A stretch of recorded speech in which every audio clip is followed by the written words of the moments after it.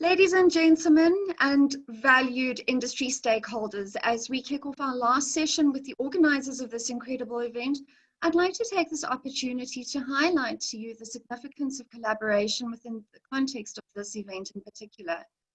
The Africa Mice Industry Stakeholders Forum has undergone a marked evolution from its roots as the Global Mice Summit 3 years ago. Through Kezi Mukiri's vision, this event has grown to where it is today. And through the common objective of recognizing Africa's diversity with its multitude of vibrant and exciting destinations, we have all come together to talk about how we can develop an inclusive industry to ensure mice experiences within Africa can thrive. As we set our sights on a much brighter future for all, let's hear from the role players who are driving this discussion. Colleagues, please will you go ahead and introduce yourselves with a brief mention on why we have convened the mice industry stakeholders today. Kezi, let's start with you. Very much, Hannah. Very excited to have this dialogue today and to have sat through and listened in to the various voices from across the industry in Africa. My name is Kezi Mukiri. I have been a practitioner in the industry for 13 years now, with a keen interest in trade and business development on the continent of Africa. And having run a PCO firm for 13 years and seen the impact that the industry does have on trade and business development on the continent, a few years ago, we decided to take it a notch higher, not just executing on client projects, but moving more along defining and creating spaces for industry dialogue and industry impact that is more constructive and that is more driven towards growth and development for the industry itself. So we began to host the Global Mice Summit here in Nairobi. That conversation did start in this market 4 years ago. And we're very excited to see how that has developed into a continental dialogue. And through our collaborations and partnerships across the markets on the continent, we are indeed very excited to see the culmination even today of a designated day for the Africa Meetings industry. So for us, it's a journey of growth. It's a journey of driving collaboration on the continent. It's a journey of driving impact and growth and development and engaging different stakeholders. We've worked across the entire loop, engaging even with academia on issues of data and research for the industry, on issues of education and capacity development, even on issues of recognition of the industry right here in Kenya, across East Africa, and now very keen to engage more constructively across the continent. Thank you. Lovely. Thank you very much, Kezi. Molemwe, please share with us your thoughts around this, as well as a brief introduction on yourself.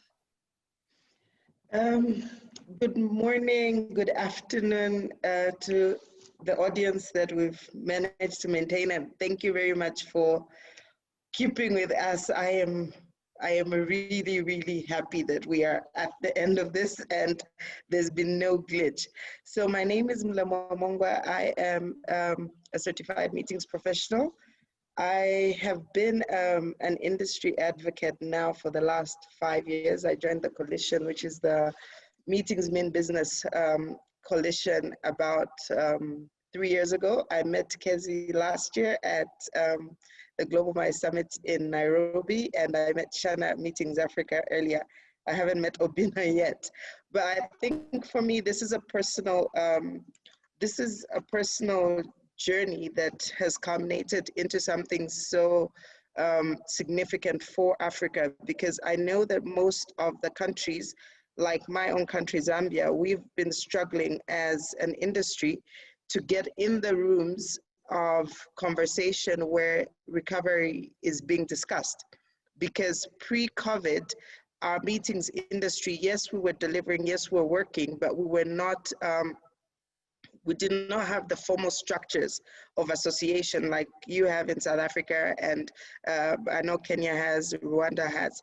So I think this is a common problem that we've had in terms of advocating even for the industry growth, because business tourism is not where the attention is. Business tourism sits somewhere, you know, where you find that somebody that owns a venue or a hotel is going to go to government and say, I'm losing $5 million. But if you actually go into their books, that money was coming because people like me made those bookings. Now, when they're talking recovery, they're not calling people like us to see how we can recover together. So in having these conversations with Kezi and with other people in different countries, we realized that this was a common conversation. And although once COVID, the COVID threat is dealt with, we still need to then recover in terms of our jobs, in terms of our revenue. Now, no one country in Africa is going to come back to where they were before COVID, because our source markets are closed. They're also going through their own issues. The only way that we're going to recover meaningfully is if we come together. We need to have a unity of purpose.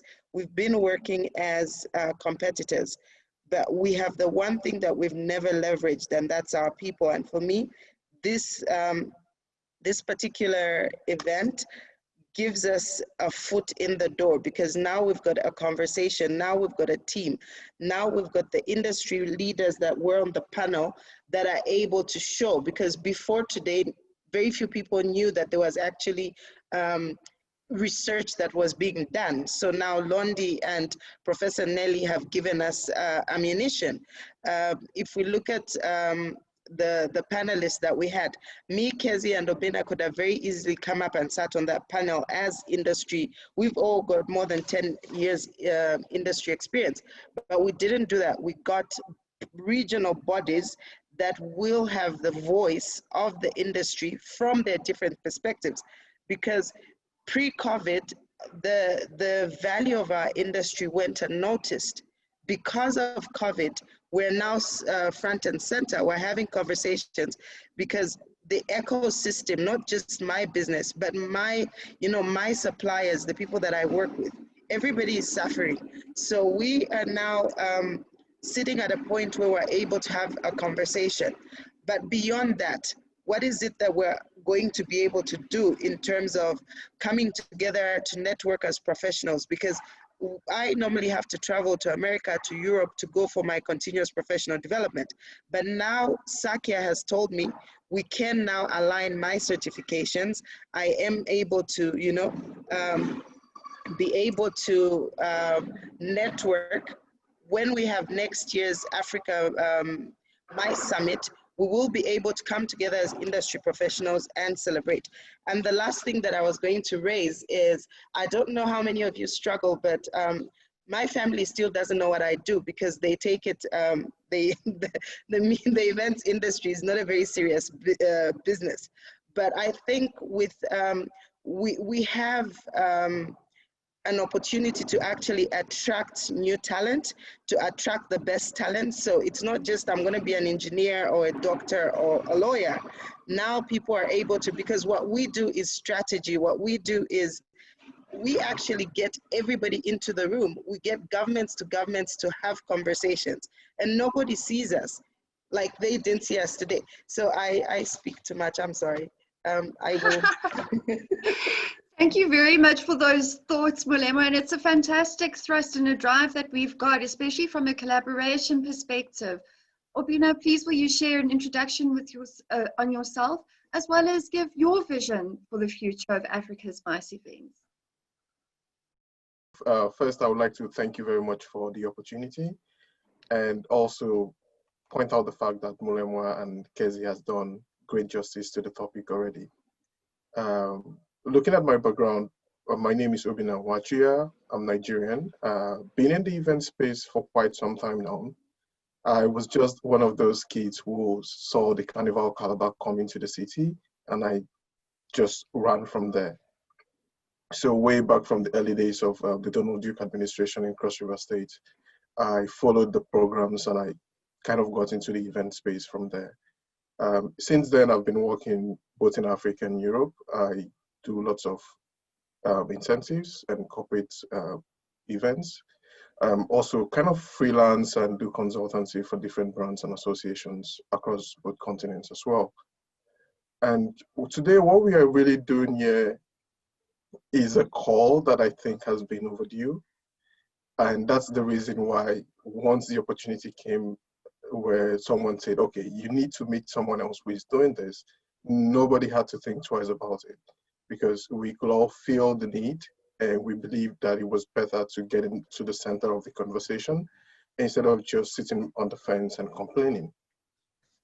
And that's one thing that's pioneering this collaboration that you're seeing now, which I believe is just one of the first steps of what we can achieve collectively when we unify our voices.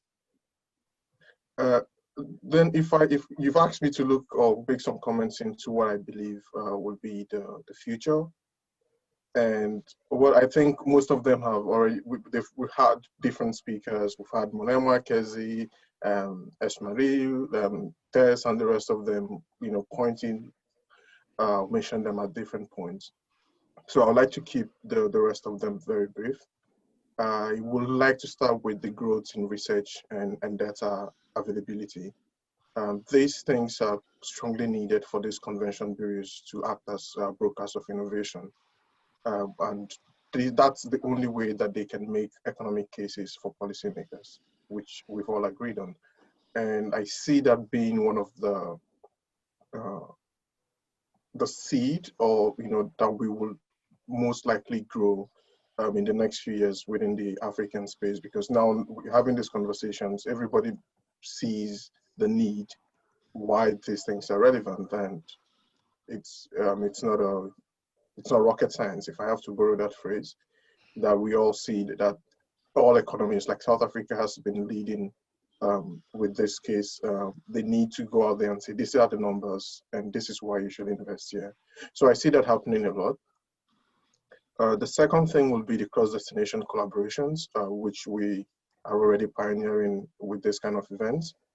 It's going to move away from working in silos. Planners and destinations are going to start looking at ways to move in a more organized and unified fashion. So that's one thing. That's the second thing I also think will happen subsequently. And not so far from that, I see a rise where we will begin to reevaluate the way we've been doing things. So, but both from the standpoints of event values and the practices that we engage in while trying to do these events. We can all agree that it's a priority for the MICE industry to go back and try to pick or recreate jobs or increase them once this pandemic is over. But this is also going to come with a lot of reconsideration and reevaluation. What are we doing with what we have? And what are actually the real goals, or the changes that we want to make, and how can we be more efficient? That's also coming up there as one of the third predictions. And the last one will be the increase of hyper personalization and unusual venues for event infrastructure, leveraging the fact that Africa has a ton of unique destinations that can cater for business events and incentives. So those are the 4 areas where I think we can really grow. It's a whole long list, but I think I've already exhausted my 2 minutes. So I'm going to move it back to you, Shanna. Thank you very much, Rubina. And gosh, what exciting prospects lie ahead for us. Now, Mulema, while you and the team have been hard at work, we received some very exciting news towards the end of last week that today would be recognized as the first Africa Meetings Industry Day. Please will you share with our audience how this came about and what this means to us? Okay, so there is a movement that started in the United States where that is called the Meetings Mean Business. I think you've seen the logo in most of the publications. So that movement basically seeks to promote the meetings and events industry for the impact that it actually has on our people, our communities, and our economies. Because it's not just us that have realized that we are not recognized. This has been, it's a historic problem. And they have gotten to a point because they've grown their associations movement to a point where it has become an economic powerhouse. So we had Jeffers and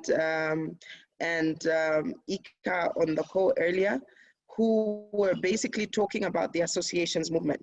Now, if you look at how the West has actually developed their destinations, they thrive and depend on the moving of groups. So if we as a country have got associations which meet annually, which happens everywhere. We've got professionals that are always meeting. Now, in my country, we have, say, marketers, lawyers, they meet in Livingston, which is the tourist destination. So that happens annually. Over the last 10 years, if we go through their numbers, they're probably still sitting between 300 and 500, which is the maximum capacity of the largest venue in that place. Now, what needs to happen is that by now, we should have grown those numbers to be able to justify even the venue to think about building bigger infrastructure, to create more facilities for these people, because they know they are getting these big numbers. Over time, we need this particular professional body to start attracting regional peers and eventually the international.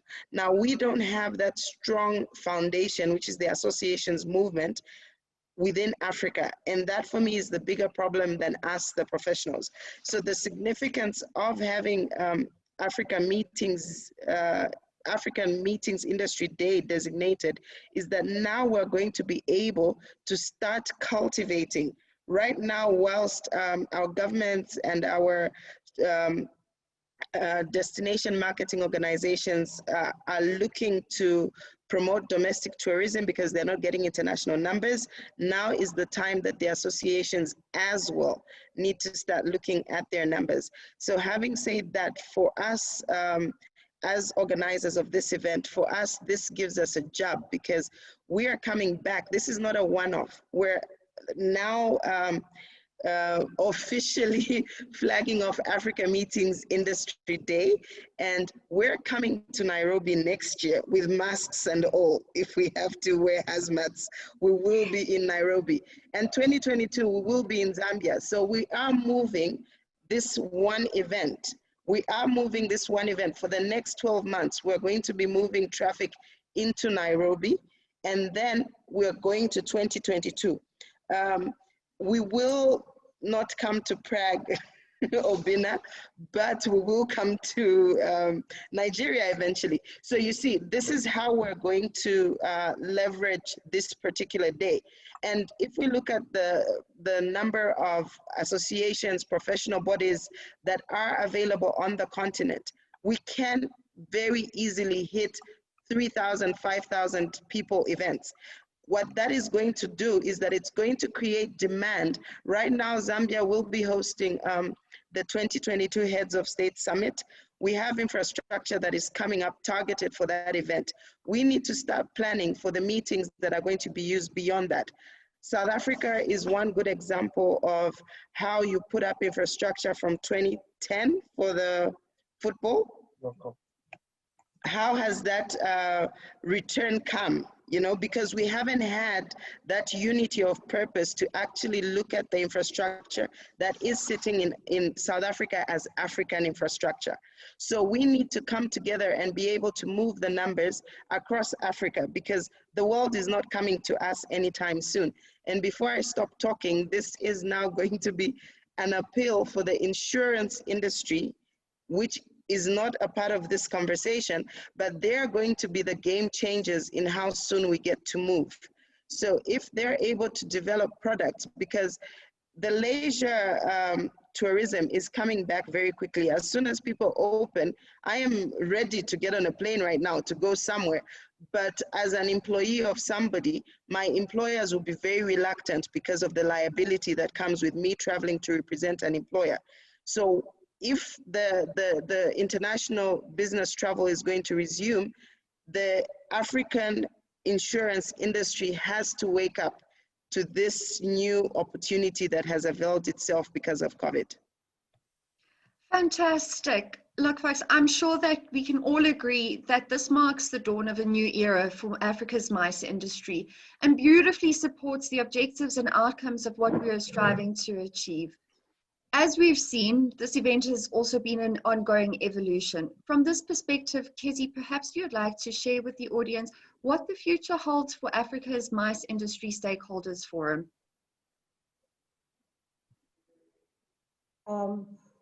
I think it has been very well articulated on the forum today.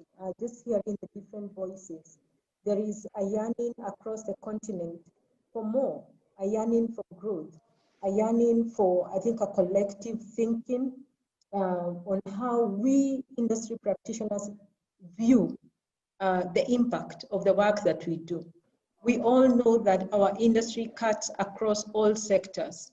We cut across, we traverse across all industries. We support economies, we support communities through the work that we do. There is not, a meeting planner who wouldn't have, some thinking or knowledge from different sectors. We will support meetings that are in pharmaceutical, from the energy sector, from the financial services sector. But when you look at the construction of African economies, you will find even with the reopening or the recovery agenda, it will in many African countries will prioritize the reopening of other sectors and not necessarily the meetings and events industry. I think it has to begin with how we ourselves define the narrative around our industry.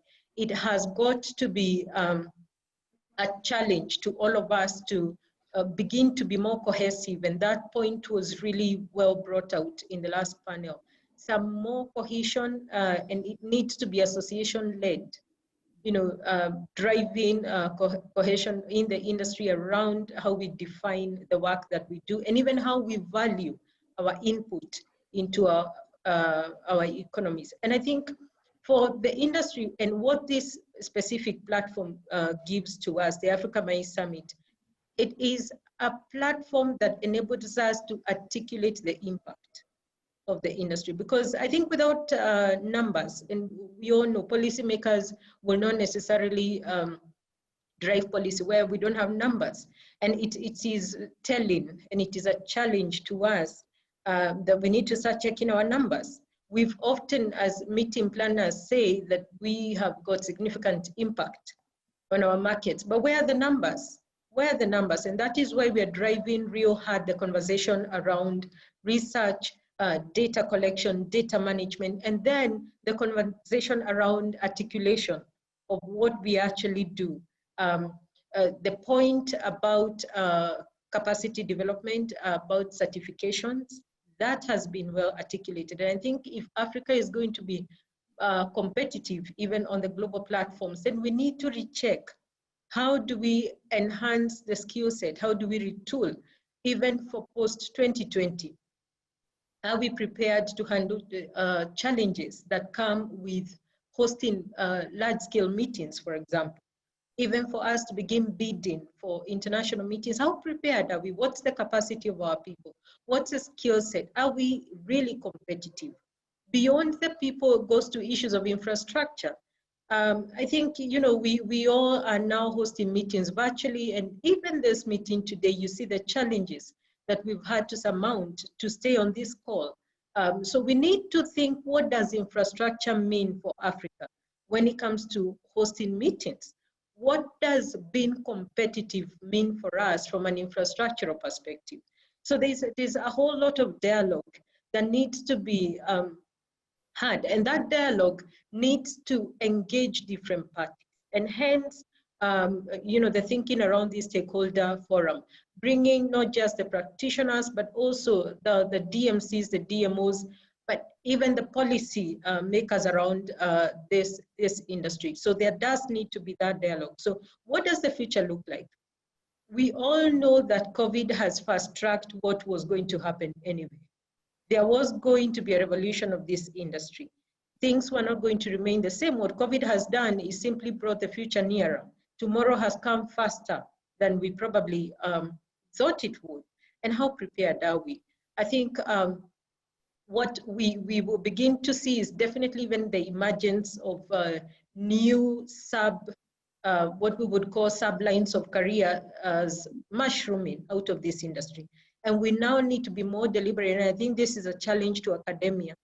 We are not just going to be sufficiently equipped to run meetings at an international or at a global scale with skills that are spilling out of hospitality and tourism.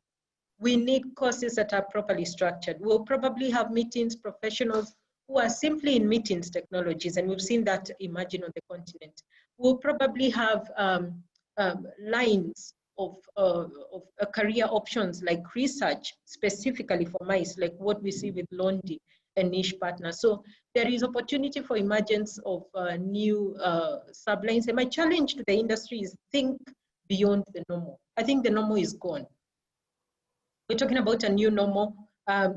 What we thought was ordinary was normal is gone. We now need to think really in a very futuristic manner. And that is what the Africa MICE Summit is. Today we relaunch. We've had the Global MICE platform here in Nairobi for, like I said, 3 years.